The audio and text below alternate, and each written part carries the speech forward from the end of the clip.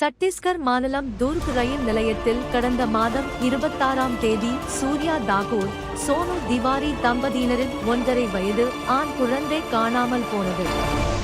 இது தொடர்பாக பெற்றோர் கொடுத்த புகாரின் பேரில் அம்மாநிலத்தின் ஜிஆர்வி பகுதி காவல்துறையினர் வழக்கு பதிவு செய்து அப்பகுதியில் இருந்த சிசிடிவி காட்சிகளை ஆய்வு செய்தது.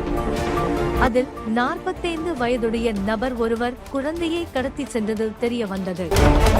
இதையடுத்து அந்த நபரின் புகைப்படத்தை வைத்து விசாரித்த போது அவர் தமிழ்நாட்டில் தஞ்சாவூர் மாவட்டம் திருவிடைமருதூர் சாத்தனூரை சேர்ந்தவர் என்று தெரிய வந்தது. இதையடுத்து குற்றவாளியை பிடிக்க ஜிஆர்வி போலீசார் மயிலாடுதுறை ரயில்வே போலீசார் உதவியை நாடினர். இது தொடர்பாக அதிரடி ஆக்சனில் இறங்கிய மயிலாடுதுறை போலீசார் கடத்தலில் ஈடுபட்ட ஆறுமுகத்தை கைது செய்தனர். மேலும் அவரிடமிருந்து குழந்தையை வாங்கி பெற்றோரிடம் ஒப்படைத்தனர்.